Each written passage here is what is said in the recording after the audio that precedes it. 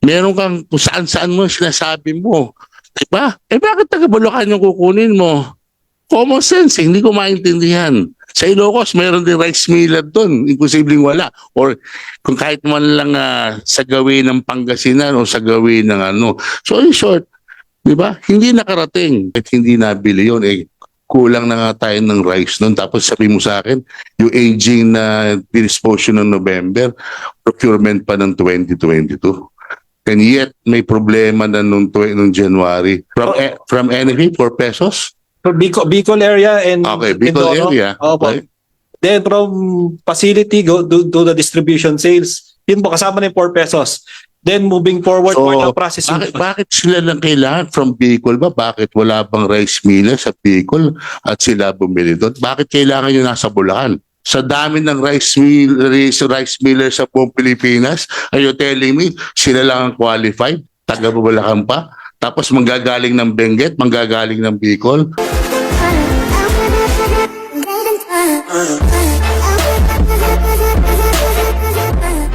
May I now recognize Honorable Joseph Gilago? Thank you very much, Mr. Chair. After 3.5 hours, at last. Mr. Chair, actually, no, yung problem natin sa NFA, hindi lang naman ngayon to eh. Even in the 14, 15, 16 hanggang ngayong Congress, halos similar yung mga cases, which is the problem of yung pagbebenta ho ng rice, no? Na kung saan, pag kailangan lang i-dispose, practically dinidispose sila doon sa binanggit niya ni admin na maximum of 25 pesos, no? So, even though may bidding yan o may walang bidding, it seems to me meron talagang irregularities, no, even before, kaya hindi na bago sa akin ho ito, no. So siguro gusto ko muna establish yung pinoint out ng Sinag kanina because that's a very important explanation ng scenario, no, na kung saan nalulugi ang ating gobyerno, no. Una po sa lahat, no, may I ask kung nandito lahat ng representative no involved, or we just have I think I have a good friend here, GB David from G4. Meron ho ba yung NBK San Pedro? Good morning, good afternoon, Mr. Chair. Yes. San Pedro, I just invited San Pedro to be involved in the program na intend to buy these aging stocks. So please allow me to introduce myself. So I am GB David of G4 Rice Mill. I am currently the president of Intercity Rice Mills Association. Going back how we got involved in this scenario, November 2023 is our first transaction that we bought aging rice stock at NFA. So because I am the president, I know everyone. Rumors are there that NFA is disposing his aging rice. So nag-scout po ako sa mga region. I got rice from Isabela, Ilocos, La Union, Baguio, Batangas, Bicol, but minimal. So inano ko po lahat 'yon. I believe everything is done in due process because I submitted my company, my mayor's business permit, my BIR 2303. Then We get that. Alam naman namin lahat. Okay po. So let's cut okay. it short. So hindi ko naman po alam kung sino lang yung mga na-awardan. So going back dito pa lang, secondly, yung 75,000 bags is still in the NFA warehouse. Hindi ko pa po nawi-withdraw yun. Is this true, Administrator? Nandun pa rin? Yes, Your Honor. So, siguro, para for layman's language to, so wala pang wini-withdraw doon sa 75? Wala po. Yung previous lang po. Yung I can previous? enumerate my previous. Yung previous mo, ilan yung previous na nakuha mo? Na aging na sinasabi din nila? And when was this? Including NBK, November and December, 64,371. So, you're saying, admin, November pa lang may aging na kayo? Kailan nyo pinocure yung aging ng November na yun?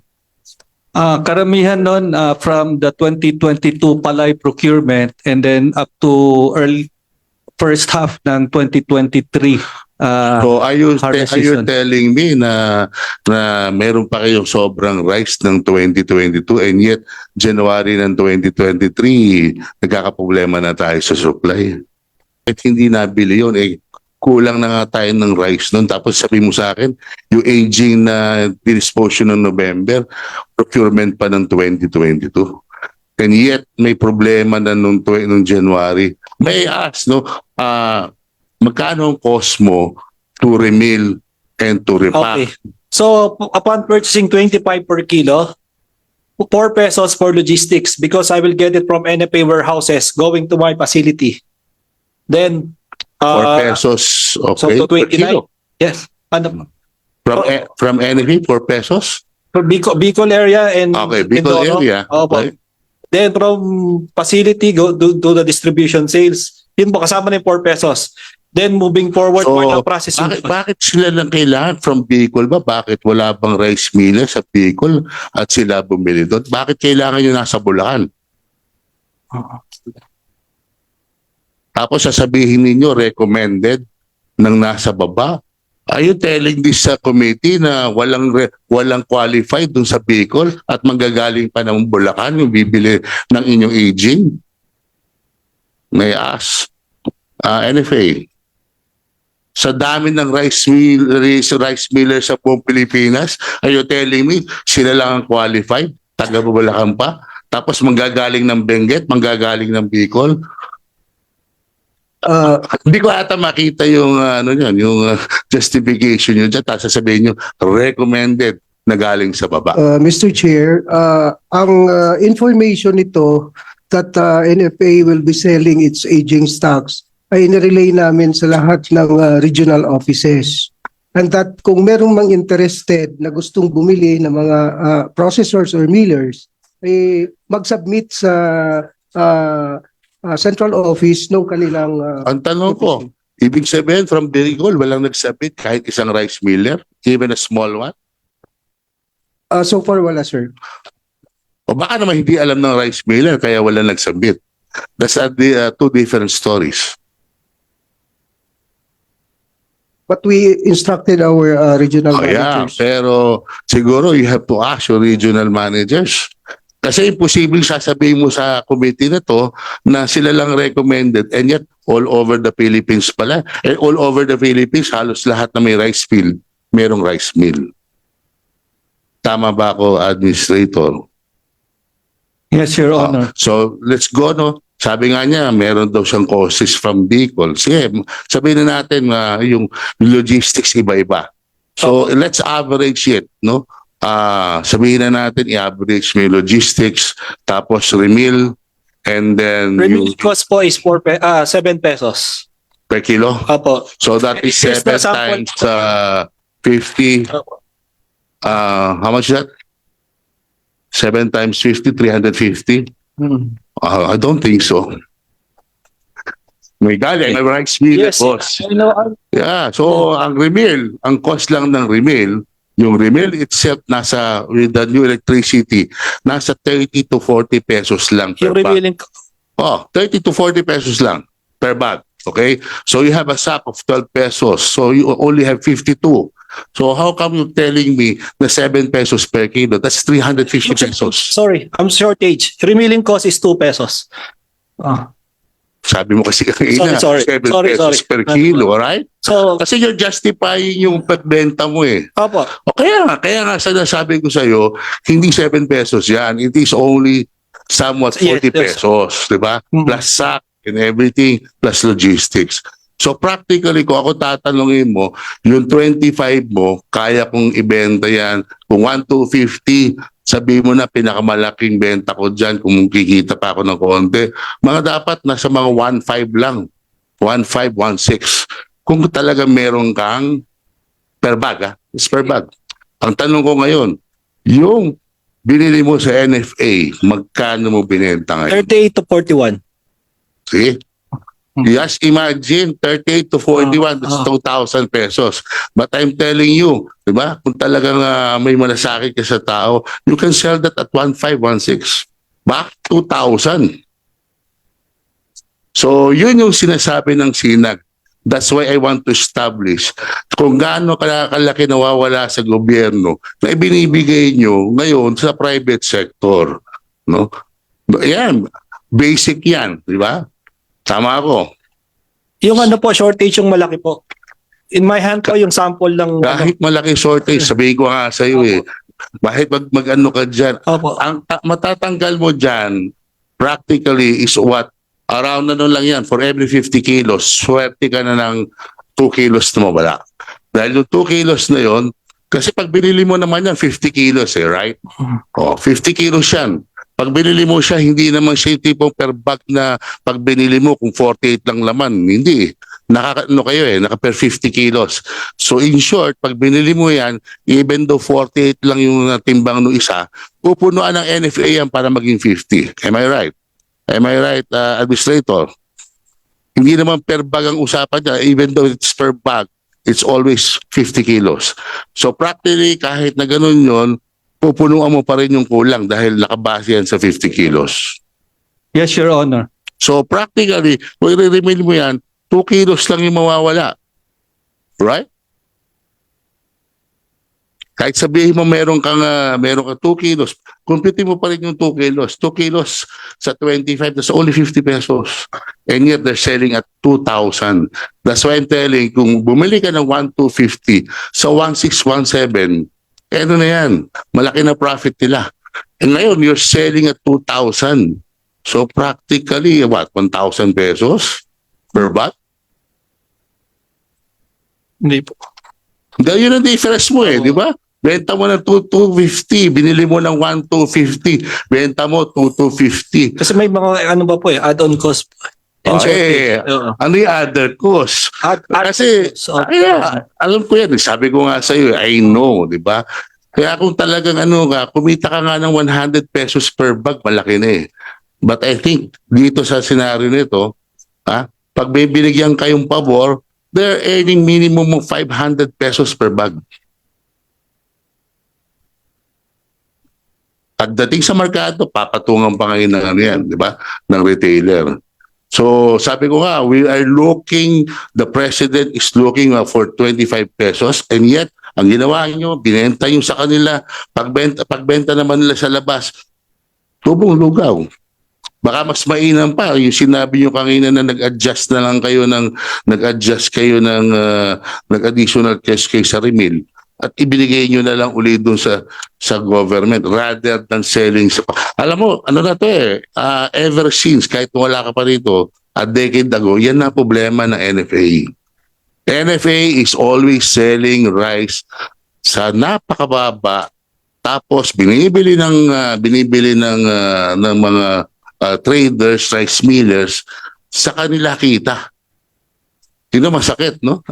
Kaya sabi ko nga, even though wala pa si Mr. David dito, even before na maka-enter pa si Mr. David dito, meron na kayong problemang ganyan.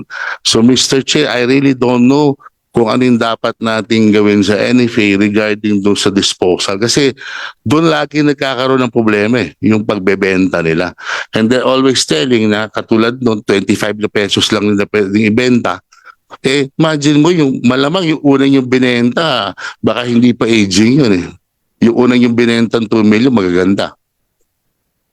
Practice na to for more than, kaya tinanggalan ng NFA ng authority to import. Kasi yun din ang naging problema noon, nag-import as binenta rin ang binenta sa commercial. And now, we have the same problem. So am I right, Mr. David? Na more or less, yung sinabi ko, mas malapit sa realidad rather than sasabihin mo sa akin na malaki yung cost mo. yung profit po na 500, hindi po ganun yung profit. Well, that's your claim. Kung ako gagawa niya, sigurado ako 500 ang profit ko. And I'm also rice miller, so I know that. Minimum yun, tingin ko. Minimum yun. Unless yung sinasabi ni Mr. David na hindi yun ang profit, alam mo na kapay yung ibig ko sabihin. That's why they are recommended. Diba? Kasi kung sabi ko nga may taga Bicol, may taga ano, bakit kailangan taga Bulacan yung kukuha ng bigas sa Bicol? Samantalang pwede mo naman ibenta ng branch manager yan sa Bicol. Am I right, na Administrator Bioco? At imposibleng walang magka-qualify. Pwede kong, with the indulgence of the Honorable Virago, I'll just add, because the order, memorandum of Assistant Administrator Hermano, was to all regional managers. So, pinadeploy niya siya to scout. Am I right, Assistant Administrator? But for some reason, ang nahanap is si G4. Of all the regions, siya pa rin. Paano kaya yon? Sige. Actually, hindi lang naman si G4 ang nag-offer, no? We have about 7 Hindi, pero millers. the mention ni Mr. David earlier, may Bicol siya, may ano pa ba? May Benguet. Benguet. So, So sabihin, paano kaya yun? sabihin natin yung Luzon sa kanila napunta. Yung iba nag-offer Visayas, Mindanao. I understand dahil nandun na sila sa Visayas, Mindanao. Pero nagtataka ako, nandito yung nasa Luzon, bakit taga Bulacan pa yung nakakuha? Imposible namang walang rice mill sa Bicol. Ganun lang kasimpleng tanong. Diba? Yes. Kung sabihin walang nagsabit sa Bicol, yun ang binanggit mo kanina. Yes, sir. O imposible kasi kung alam nila yan, definitely meron at meron Ako man ang rice miller, kung alam ko yan, ba't hindi ako papasok? Ba't naman kailangan manggaling pa ng Bulacan? Diba? Kung alam ko yan, definitely nakabikol ako. I will enter into bidding or whatsoever, diba? Right?